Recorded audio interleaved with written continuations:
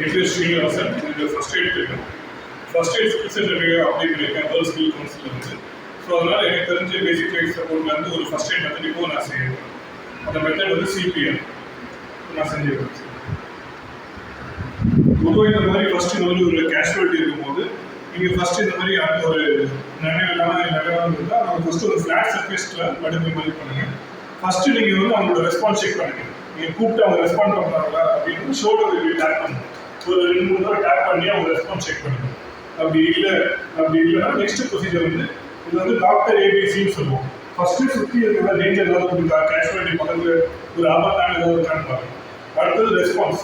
இப்படி ஷோல்டரில் டேப் பண்ணி அவங்களை கூப்பிட்டு பார்க்கணும். ஓகேவா, நீங்கள் உங்கள் பேர் என்னன்னு கேட்டு பாருங்க. அதை ரெஸ்பான்ஸ் செக் பண்ணுங்க.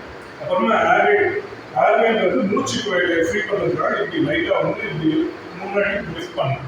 இது ஏர்வே கார்டு. அப்புறம் பிரீத்திங்கிறது நம்ம பார்த்து லிசன் பண்ணணும். மூச்சு இருக்கா இல்லையா கிட்ட வந்து ஃபீல் பண்ணணும். அந்த மூச்சு எவ்வளோ வருது இல்லை இல்லையா நம்ம பார்க்கணும்.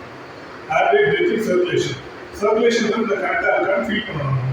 அதுக்கப்புறமா நம்ம வந்து சீட்டாக ஸ்டார்ட் பண்ணுற போது வந்து இங்கே செஸ்ட் சென்டர் லைனில் அதே மாதிரி நிப்பிள் அந்த சென்டர் லைனில் கையை இன்டர்வாக் பண்ணி இந்த மாதிரி செஸ்டோட சைஸில் 1/3 அமுங்கிற மாதிரி செஸ்ட் கம்ப்ரெஷன் கொடுக்கணும். இது வந்து 30 கம்ப்ரெஷன் கொடுக்கணும். இந்த மாதிரி நல்லா செஸ்ட் அதுக்கு மாதிரி நம்ம வந்து 30 கம்ப்ரெஷன் கொடுக்கணும். 30 கம்ப்ரெஷன் கொடுத்துட்டு அப்புறமா 2 தடவை நம்ம வந்து வாயை திறந்து நம்ம ஏர்வே ப்ரீத் பண்ணணும். அப்படி நமக்கு பண்ண முடியல அப்படின்னா ஒரு பிளாஸ்டிக் கவர் அந்த மாதிரி வச்சுப்பாங்க. அப்படி அதுவும் இல்லை அப்படின்னா 30 கம்ப்ரெஷன் பதிலாக நம்ம வந்து 100-100 120 செஸ்ட் கம்ப்ரெஷன் இந்த மாதிரி பண்ணணும்.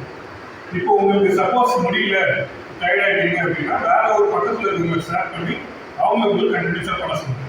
இதை நீங்கள் ரிப்பீட் பண்ணணும். அப்படி நீங்கள் 30 பண்ணீங்கன்னா 30 தடவை செஸ்ட் கம்ப்ரெஷன் பண்ணிட்டு 2 தடவை வந்து வாயில் வந்து நீங்கள் காற்று ப்ரீத் பண்ணணும்.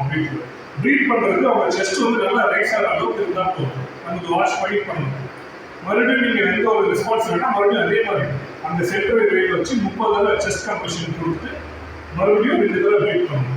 அப்படி இல்லைன்னா மறுபடியும் நீங்கள் சேம் ப்ரொசீஜர் ஃபாலோ பண்ணணும். இல்லை என்னால் ப்ரீத் பண்ண முடியலன்னா சேம் 120 டைம்ஸ் 120 தடவை நீங்கள் வந்து செஸ்ட் கம்ப்ரெஷன் கொடுக்கணும். கொடுத்துட்டே வந்து கொஞ்சம் டைம் வந்து மறுபடியும் கொடுத்து கண்டினியூஸாக கொடுத்துட்டு இதனால என்ன ஆகும்னா கண்டிப்பாக வந்து கேஷுவாலிட்டி ஒரு பாயிண்ட் ஆஃப் டைம் வந்து உங்களுக்கு அவங்க முடிச்சுப்பாங்க.